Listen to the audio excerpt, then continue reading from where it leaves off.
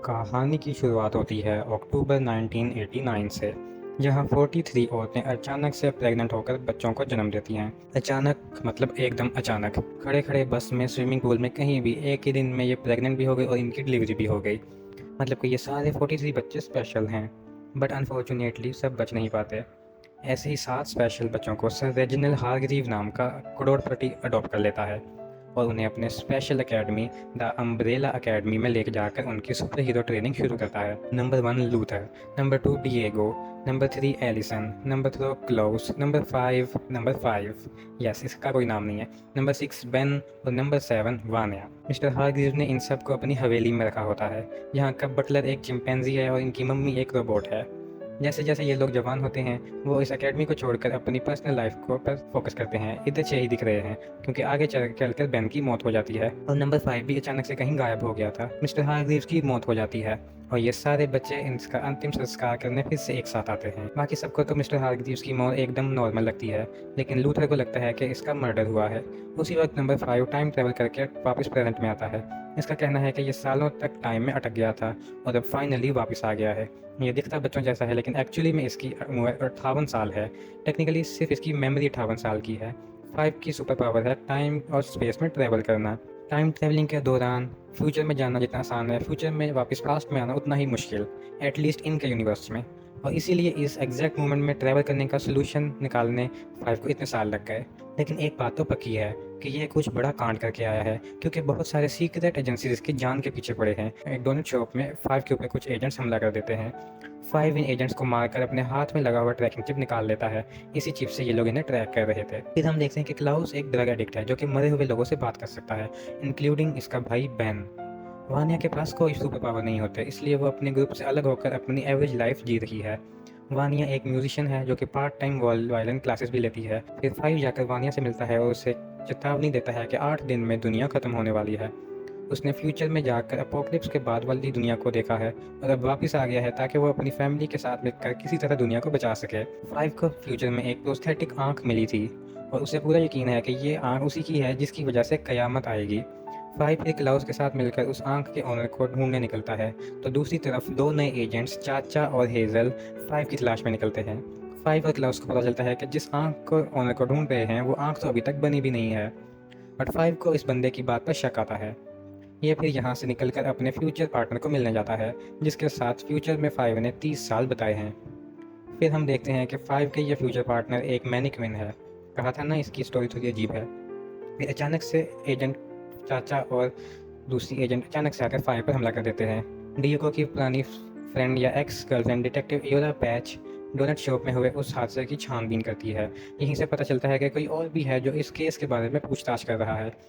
Bread समझ जाती है कि शायद ये काम डिएगो का ही है, क्योंकि उसने इससे पहले भी डिटेक्टिव बनने के बहुत नाटक किए थे। दूसरी तरफ एलिसन अपने मोहब्बत की यादों को ताज़ा करने के लिए कुछ पुराने वीडियो देख रही होती है कि तभी अचानक उसे कोई शॉकिंग चीज़ दिखती है।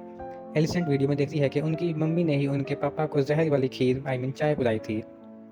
दुर्वानिया के पास वायलिन सीखने एक नया स्टूडेंट आता है और ये दोनों इंस्टेंटली कनेक्ट हो जाते हैं। एलिसन जाकर ये वीडियो अपने भाइयों को दिखाती है और ये फिर सब मिलकर सोचने लगते हैं कि इन्हें अपनी मम्मी के साथ क्या करना चाहिए, शट डाउन कर दें। तभी वहाँ पर 5 को ढूंढते चाचा और हेजल आते हैं और इन पर हमला कर देते हैं। मुझे नहीं लगता कि ये दोनों को पता था कि ये दोनों सुपर हीरोज़ के अड्डे पर हमला कर रहे हैं। चाचा और हेजल अपनी बड़ी मुश्किल से अपनी जान बचाकर वहाँ से भाग जाते हैं और जाते जाते अपने साथ क्लाउस को किडनैप करके ले जाते हैं। चलिए अब बात करते हैं लूथर की अजीब सी बैक स्टोरी की। कुछ साल पहले एक फेल्ड मिशन के बाद लूथर मरते मरते बच गया। लूथर की जान बचाने मिस्टर हारग्रीव्स ने उसे एक स्पेशल सीरम का इंजेक्शन दिया था, जिसके बाद लूथर की जान तो बच गई, लेकिन उसकी बॉडी गोरिल्ला जैसी हो गई। फिर मिस्टर हारग्रीव्स ने लूथर को एक स्पेशल मिशन को कंप्लीट करने चांद पर भेज दिया। चाचा और हेजल वाले हमले के दौरान डिएगो अपनी मम्मी को शट डाउन कर देता है और बाकी सबको लगता है कि शायद ये काम उन एजेंट्स का था। चाचा और हेजल क्लाउस को टॉर्चर करके उससे 5 के बारे में इंफॉर्मेशन उगलवाते हैं। अपनी ड्रग एडिक्शन की प्रॉब्लम की वजह से क्लाउस सब कुछ उगल देता है कि 5 उस प्रोस्थेटिक आँख की बनाने वाले का पीछा कर रहा है। 5 को जब पता चलता है कि ये भाई साहब इलीगली आंखें बनाकर ब्लैक मार्केट में बेचते हैं, तो हो सकता है कि इसीलिए इस आँख का कोई रिकॉर्ड नहीं है। जब 5 बाहर अपनी पूछताछ कर रहा होता है, तभी चाचा और हेजल उस बंदे की लैब में जाकर सारे सबूत जला देते हैं ताकि 5 के हाथ कुछ न लगे। डिटेक्टिव पैच एक लीड का पीछा करते चाचा और हेजल के अड्डे पर जाती है। पर वहाँ से क्लाउस को भगा देती है। क्लाउस फिर किसी तरह वहाँ से भाग जाता है और फिर यहाँ पर डिटेक्टिव पैच चाचा के हाथों मारी जाती है। फिर हम देखते हैं कि क्लाउस अपने साथ इन एजेंट्स की सूटकेस टाइम मशीन भी भागा है, जिसकी मदद से वो पास्ट में ट्रैवल करता है। Okay, back to the future. Number 5, जब टाइम ट्रैवल करके अपोकलिप्स के बाद वाली दुनिया में गया था, तब वहाँ पर उसकी मुलाकात एक ओल्ड लेडी से हुई थी, जो कि एक कमीशन नामी सीक्रेट टाइम ट्रैवलिंग ग्रुप के लिए काम करती है। इनके ग्रुप का मकसद है टाइम को स्टेबल रखना, और इसीलिए इन्होंने क़यामत को आने से नहीं रोका, क्योंकि एवरीथिंग इज़ कनेक्टेड। फिर ये लेडी 5 को अपने ग्रुप में शामिल होने का ऑफर देती है, जिसे ये फ़ौरन एक्सेप्ट कर लेता है। इसके बाद सालों तक 5 ने इन्हीं के लिए काम किया, जिसमें JFK का असैसिनेशन भी शामिल है। लेकिन कैनेडी को मारने से ठीक पहले 5 ने टाइम में एग्जैक्ट मोमेंट पर ट्रैवल करने वाली अपनी अपनी पहली सुलझा ली, और वो काम अधूरा सोच छोड़कर वहाँ से भाग गया। और इसी का बदला लेने कमीशन ने अपने एजेंट्स इसके पीछे लगा दिए। लेकिन ये टाइम ट्रैवल करने के बाद छोटे बच्चे में कैसे बदल गया? एलिसन को वानिया के इस नए बॉयफ्रेंड लेनर्ड पर शक होने लगता है, इसलिए वो उस पर रिसर्च करने लग जाती है। बट वानिया को लेनर्ड पर काफ़ी भरोसा है, क्योंकि इसी के कहने पर उसने अपनी दवाइयाँ लेनी बंद कर दी, जिसकी वजह से उसकी स्किल्स इंप्रूव हो गए और उसमें काफ़ी कॉन्फिडेंस भी आ गया। सरप्राइजिंगली सेम टाइम पर वानिया को ऑर्केस्ट्रा में लीड वायलिनिस्ट का रोल मिलता है, क्योंकि इनकी पिछली लीड अचानक से गायब हो जाती है। वानिया को लगता है कि जब से लेनर्ड इसकी लाइफ में आया है, इसकी ज़िंदगी एकदम बदल सी गई है। बेचारी को ये नहीं पता कि इसे ये नया रोल सिर्फ इसलिए मिला है क्योंकि लेनर्ड ने इनकी पुरानी लीड का मर्डर कर दिया। दूसरी तरफ क्लाउस अपने टाइम ट्रैवलिंग एडवेंचर से वापस आता है, तो ये भाई साहब पास्ट में जाकर वियतनाम वॉर लड़कर आए हैं। बट वॉर में अपने पुराने साथी को खोने के बाद ये वापस आ गया है। क्लाउस उस टाइम मशीन को बर्बाद करके वापस अपने घर चला जाता है। जब 5 को पता चलता है कि क्लाउस ने वो मशीन उड़ा दी, तो वो इस पर काफ़ी भड़क पड़ता है। बट फिर 5 किसी तरह जुगाड़ करके चाचा और हेजल की मदद से उनके बॉस के साथ अपनी मीटिंग फिक्स करवाता है। मीटिंग के दौरान वो ओल्ड लेडी 5 को नया जॉब ऑफर देती है, जिसके बदले वो उसके फैमिली को छोड़ देंगे। 5 इस ऑफर को भी एक्सेप्ट कर लेता है और कमीशन के हेडक्वार्टर जाकर अपनी नई डेस्क जॉब की शुरुआत करता है। ये सारे लोग यहाँ पर दुनिया पर नज़र रखे हुए होते हैं और अपने एजेंट्स को ऑर्डर पहुँचा कर उनकी टाइमलाइन प्रोटेक्ट करने में मदद करते हैं। यहाँ 5 को पता चलता है कि आने वाली एपोकलिप्स के पीछे हैरोल्ड जेनकिंस का हाथ है, और द कमीशन किसी भी कीमत पर चाचा और हेजल की मदद से हैरोल्ड को बचाना चाहती है। इससे पहले कि ये ऑर्डर्स चाचा और हेजल को मिले, 5 वो ऑर्डर बदल कर उन दोनों एजेंट्स को एक दूसरे को मारने का ऑर्डर देता है। फिर लूथर को पता चलता है कि उसका वो चांद पर जाने वाला मिशन फेक था, जो उसके पापा ने बस उसे बिजी रखने के लिए बनाया था। यह जानकर लूथर ज़बरदस्त डिप्रेशन में चला जाता है। वानिया ये देखकर गुस्सा होती है कि इसकी फैमिली फिर से उसे बिना बताए प्राइवेट मीटिंग्स कर रहे हैं। पहले इसके पापा उसे कमज़ोर समझते थे, अब तो इसके भाई बहन भी इसे भाव नहीं देते। धीरे धीरे वानिया के अंदर की असली शक्तियाँ बाहर आने लगती हैं। फिर उस रोबोट मदर को फिर से चालू करता है और उसे स्ट्रिक्ट वार्निंग देता है कि उसे अपने बच्चों से असली सच्चाई छुपा कर रखनी पड़ेगी। फिर 5 अपने ऑफिस को बम से उड़ाकर और चुराई हुई सूटकेस टाइम मशीन को यूज़ करके हैरोल्ड जेनकिंस को ढूंढने वापस प्लेनेट में आता है। 5 अपनी फैमिली को बताता है कि अगर दुनिया को बचाना है तो उन्हें हैरोल्ड जेनकिंस को ढूंढकर रोकना पड़ेगा।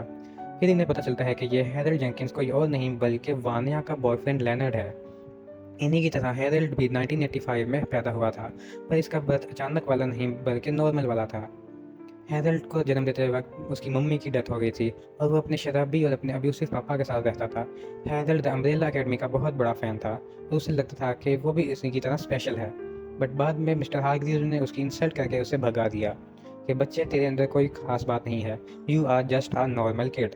हैरोल्ड इस बात से काफ़ी परेशान होता है और वह घर जाकर अपने अब्यूसिव पिता का मर्डर कर देता है।